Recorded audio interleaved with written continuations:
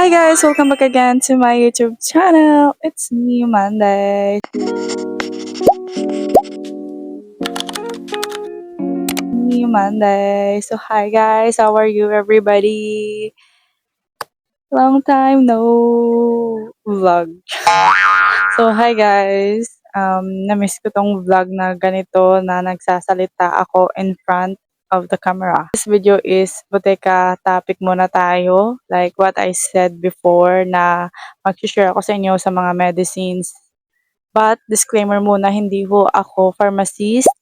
Pharmacy assistant ho ako. But may alam din naman ho kami about sa mga medicines. So, this video is yung share ko sa inyo na medicines is pwede siyang OTC. OTC means over the counter. Yung mga gamot na pwedeng bilhin kahit hindi na need ng prescription ng mga doktor. Sasagutin ko na lang din yung laging tinatanong sa akin sa butika. So first, ang lagi talagang tinatanong sa akin sa pharmacy is ano nga ba yung gamot na pwedeng inumin kung may ubo. Before ako mag-dispose ng mga gamot, like ina-explain ko kasi muna sa kanila or nagtatanong muna pala ako sa kanila kung yung ubo nila is dry or may plema. Kasi usually po, pag may plema or may ubo na may plema, ang pwedeng inumin or pwedeng gamot dyan sa sintomas na ganyan is yung Ambroxol at saka Carbocisteine. Yung Ambroxol at saka Carbocisteine po, pwedeng i-take ng isang tao na may ubo na may plema. So, ayun. Yung pag-take naman po nun is 3 times a day. Ang ubo naman po is dry cough. Like, for example, tuyo lang yung lalamunan mo, parang matigas yung ano mo sa dibdib mo, parang basta gano'n matigas na, dry nga, eh, parang inuubo ka lang na wala namang plema, gano'n. Yung puwedeng inumin mo po diyan is butamirate citrate and, Toseran.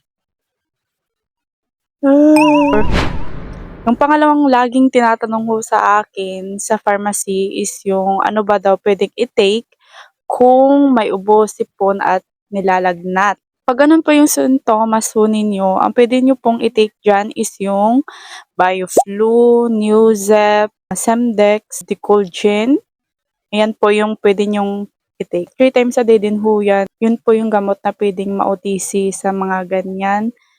Pero po 'pag more than 5 days na hindi pa rin kayo gumagaling, so you need to check up na talaga. So, yung gamot na po ito, hindi ho siya puwede sa taong may high blood or hypertension o di kaya may heart disease. Yung gamot ho kasi na 'yan is yung laman ho niyan, phenylprophanolamine, phenylephrine, at tsaka po, paracetamol. And 'yan din po yung mga gamot na hindi puwedeng pagsabayin. Halimbawa po, Biogesic, Neozep, or paracetamol or Bioflu, ganyan. Kung nagte-take ho kayo ng Bioflu, you don't need to take Biogesic or paracetamol na kasi yung Bioflu is meron na din ho yang paracetamol na content. So, yan po yung hindi nyo pwedeng pagsabayin. Same lang din ho sila yan ng Newzep tsaka yung Semdex. So, 'pag mag-take ho kayo ng gamot ng tatlong gamot na yan is you don't need to take paracetamol na kung masakit ang ulo nyo kasi